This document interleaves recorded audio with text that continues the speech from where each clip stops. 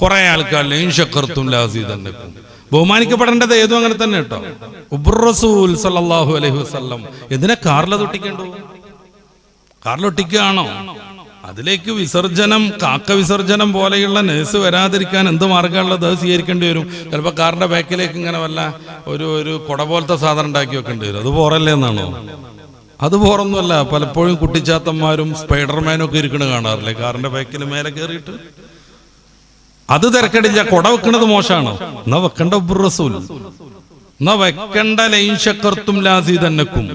ഞാൻ ആലോചിച്ചത് എന്താന്ന് വെച്ച് കഴിഞ്ഞാൽ, അള്ളാന്റെ റസൂൽ ഒരു ചെയ്താൽ മാത്രമേ പാടുള്ളൂ, ബാക്കിയുള്ളതൊക്കെ ബിദ്അത്താണ്, മതവിരുദ്ധാണ് എന്ന് പറഞ്ഞുകൊണ്ടിരിക്കുന്ന ഒരു സംഘത്തിലെ ആളുകളാണത്ര ഇത് പ്രത്യേകം പ്രോത്സാഹിപ്പിക്കുന്നത്. അള്ളാന്റെ റസൂൽ കുതിരവണ്ടിയുടെ, കാളവണ്ടിയുടെ, ഒട്ടക വണ്ടിന്റെ ഒക്കെ ബാക്കിൽ എഴുതി വെച്ചിരുന്നല്ലോ ലൈൻ ശക്കർത്തും ലഅസീദന്നക്കും. റസൂലുള്ളാഹി സ്വല്ലല്ലാഹു അലൈഹി വസല്ലം തങ്ങളുടെ ഒട്ടക കട്ടിലിന്റെ ബാക്കിലൊക്കെ അതായിരുന്നു ഉണ്ടായിരുന്നത്, വലിയ ലെറ്ററായിട്ട് ലൈൻ ശക്കർത്തും ലഅസീദന്നക്കും.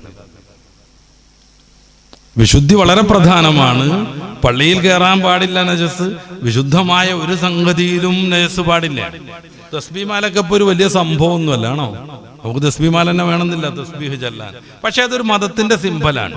ദിക്ർ ചൊല്ലാൻ ഉപയോഗിക്കുന്ന ഒരു ഉപകരണമാണ്. അതുകൊണ്ട് നജസാകാൻ പാടില്ല. നമ്മൾ ബഹുമാനിക്കേണ്ട ചില സംഗതി ഇല്ലേ? ഈ തൊപ്പി നിലത്ത് കിടക്കണ്, കാലുകൊണ്ട് എടുത്തേക്കാൻ പറ്റുമോ? പറ്റൂല. കാരണം തൊപ്പി എന്ന് പറഞ്ഞാൽ ഇസ്ലാമിന്റെ സിംബലാ. എത്രയോ ദൂരെ വഴിതെറ്റി നിൽക്കേണ്ട ഒരു ഏഴച്ചർമ്മം പോയി തൊപ്പിയിട്ടാൽ ആശാൻ ദുരവസ്ഥയിൽ ഇസ്ലാം ആയാൽ എന്നുള്ളതിന്റെ പര്യായം പറയുന്നത് തൊപ്പിയിട്ടാൽ എന്നാണ്. ആർക്ക് ദേഷ്യം വന്നിട്ടും കാര്യമില്ല. അത് പൊടി കൂടുന്ന എഴുതിയിട്ട് റസൂലുള്ളാഹി സ്വല്ലല്ലാഹു അലൈഹി വസല്ലം തങ്ങള് അറബികളൊക്കെ ഇട്ടതുപോലെ ധരിച്ചതാന്നൊക്കെ വൃത്തികേട് പറഞ്ഞിട്ടൊന്നും കാര്യമല്ല. ഇസ്ലാമിന്റെ സിംബലാണ്. ആശാന് വരെ അറിയാം. ഇസ്ലാം ആവുക എന്നുള്ളതിന് പകരം അയാൾ പറയണത് തൊപ്പിയിട്ടാൽ എന്നാണ്.